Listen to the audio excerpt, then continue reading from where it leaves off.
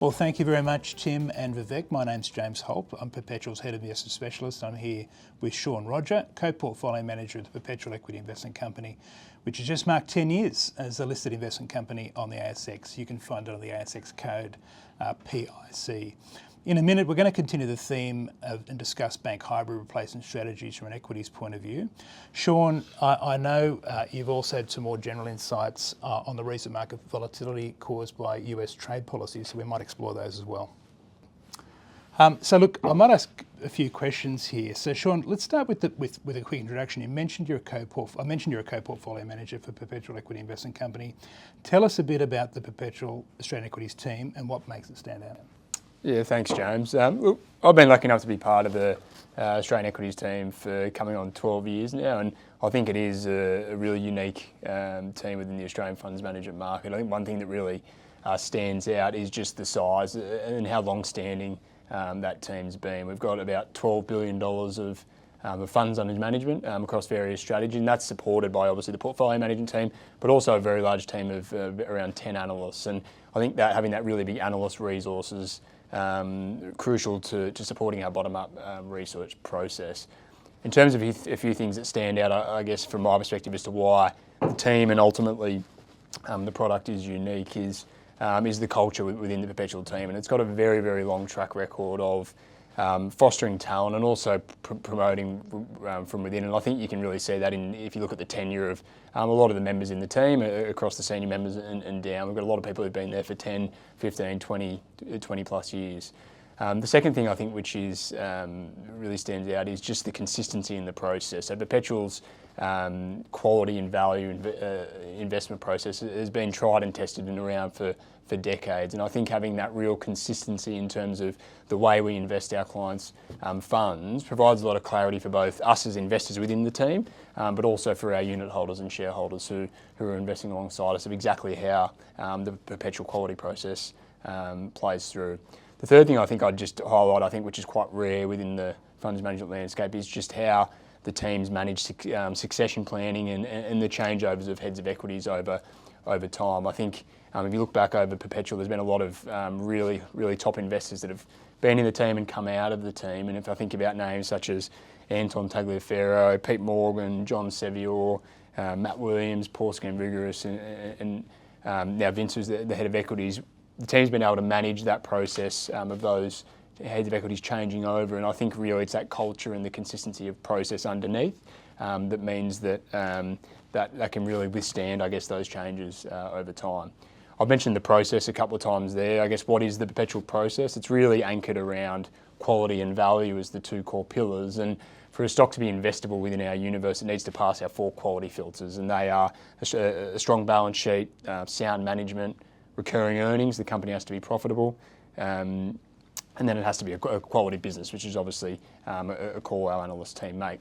Once it's passed those filters, then we overlay our value filter over the top of that, and if we think it's a good investment opportunity, then it will end up in the portfolio. And I think the outcome of that process is, look, we're not invested in some of these fads or bubbles that come along, but it also means that we tend to be more conservatively positioned in real businesses that are going to be there for the long term. Fantastic. Now, Perpetual's been around for a long time. We've experienced many cycles. The quality and value approach you mentioned has worked really well long term to generate good returns, lower the market risk. How do you keep a clear long-term focus though, given all the turmoil in markets at the moment? Yeah, look, it's been a very volatile period, I guess, over the past few months. First, I think in February, the reporting season domestically here, we saw not much volatility at the aggregate level, but single stock volatility under that. There was a lot of big sector moves. And then obviously more recently with the new administration and the introduction of tariffs, or the potential introduction of tariffs, we've seen significant volatility.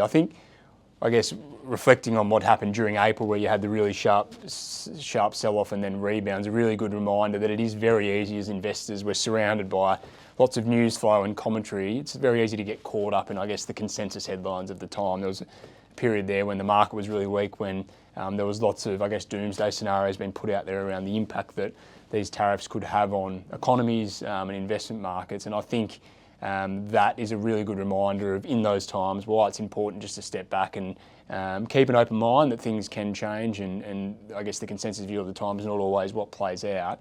And having a medium to long-term view on investment decisions can often be the best way to go about it. So if I think about another good example of that was reflecting back to COVID, and obviously learned a few lessons during that period around that volatility, but it was the same thing. When the market was on its lows, there was lots of people out there who were calling for things to get worse and for this virus to be around for a long period of time. And I think if you stuck to that mindset, you missed a lot of fantastic opportunities through that thing. A company like AP Eagers that got down to sort of $3 and is now close to $18, those sorts of opportunities are there when that volatility is there, and you really need to just sort of take that on. I don't think you can ignore the macro, and I think you do need to pay particular attention to how any macro changes can impact the companies that you're investing in or looking to invest in.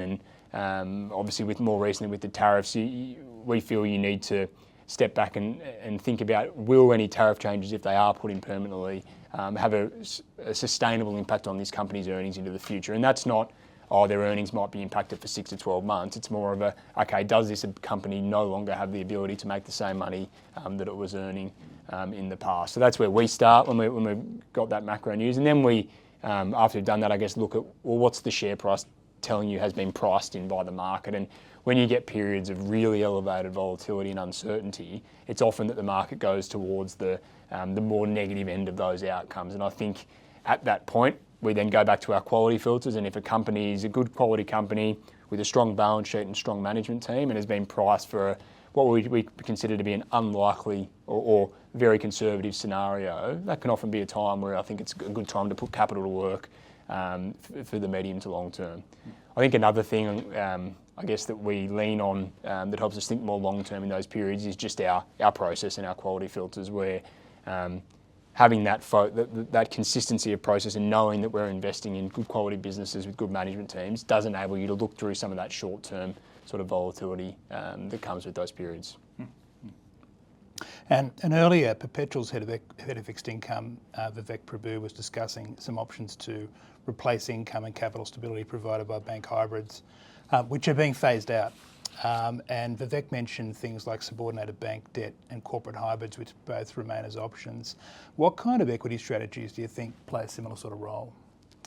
Yeah, and I think, look, there's definitely a role for equity strategies to play in that discussion. I think it really comes down to strategies where income, and income being a big component of, that return to shareholders, it can play that role. So listed invested companies like the PIC, which we've talked about, is obviously our strategy. We feel is pretty well placed to play a role there, where if you do have a income distribution policy which pays out reasonably high levels of dividends, and they can be quite consistent mostly, then especially in an environment where you've got potentially falling interest rates, those dividend yields, and they're often fully franked, which means that for the end investor they can be quite tax efficient returns, that listed investment companies can play a really strong role. And as I said before, especially if it's in a falling rate environment and you've got a listed investment company that's paying a healthy dividend yield, we think it's a good substitute for that hybrid capital. Yep. Good franking credits. That's right. Let's talk more specifically about the Perpetual Equity Investment Company. It's listed as ASX PIC on the exchange. PIC is designed to deliver an income stream, and it's been doing that very well. Perhaps tell us a bit more about PIC and how it might play a role for investors looking to replace bank hybrids.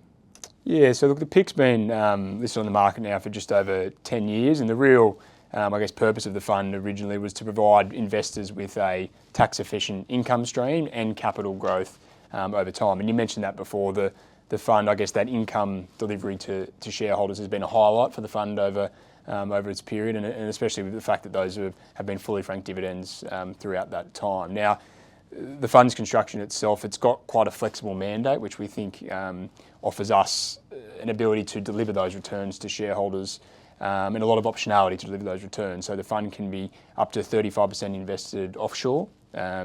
It can also hold up to 25% cash if we think that markets are overheated from a valuation perspective. And the fund typically leans more towards that sort of mid-cap space as opposed to right at the top end of town. So we do have a lot of optionality in terms of the way we generate our returns for our unit holders. And we think it stands out a little bit in the sense that because of those unique features, the fund often does look quite different to the top end of the to the Australian benchmark, and that's something that we quite like. And can you choose a few examples of stocks that PIC is holding and why you like them? Yeah, so one stock that we own in the PIC at the moment that we quite like is News Corp. Obviously, got a mix of different businesses in there, but a core part of the business is the 60% ownership stake in realestate.com, which is a fantastic company in Australia. But the real reason we think that there's good value in News Corp is for its ex-REA businesses, and the primary asset there is Dow Jones, which owns the Wall Street Journal in the US, and also B2B business, data business. What we think is quite interesting is that Wall Street Journal business, which is essentially a newspaper, but a high quality newspaper business, has gone through a big transformation over the last 10 years, whereas historically most of the earnings came from print and also advertising, which are quite volatile, to now it's a very digital and subscription focused earnings stream. We think that that uplift and that shift has not yet been reflected in the earnings potential of the business, but also the valuation that the company, the market places on the company. News Corp also recently announced the sale of its Foxtel business, and we think the Foxtel business historically has obviously faced a few challenges around earnings from a structural perspective with some increased competition from new sources. But the fact that they've now sold the business for us, we think makes News Corp as a whole a much simpler investment story for investors. Foxtel was quite a capital intensive business, so having that gone now means that what we're left with is a higher margin, less capital intensive overall business. And putting it all together with the REA asset there and then our view on the ex-REA business, we think it looks good value, especially for a high quality business that it is. Another one we own, which is one of our offshore stocks, is a company called Howden Joinery, which is listed in the United Kingdom. And Howden's quite a unique company where they are a manufacturer and distributor of prefabricated kitchens. Now, that sounds like an interesting company, but where I guess the beauty of the model is the culture of the company, and it's got a fantastic track record. 25 years ago, it was from a standing start, 0% market share. It's now 80% market share in that trade depot channel over in the United Kingdom. And the share price has been quite weak over the past couple of years due to the market over in the United Kingdom for new builds and also renovations coming under pressure. And that's obviously had an impact on Howden's sales and profitability. But what we like is that the company's continued to invest heavily in rolling out new depots and also in their manufacturing assets at a time when the competitors have been pulling back. So we think that we're now at the point where that cycle's starting to improve, and as that does, we'll see that earnings sort of leverage come through in Howden's, and those market share gains that they've been taking over the past couple of years will start to show through in the financials. So Howden's another one we like. Well, thank you, Sean, and thank you everyone for listening today. If you'd like to know more about the PIC or any of Perpetual's investment strategies, please contact a Perpetual representative using the contact details on the screen. For now, we thank you for your time. Wish you enjoy the rest of the Morningstar Investment Conference.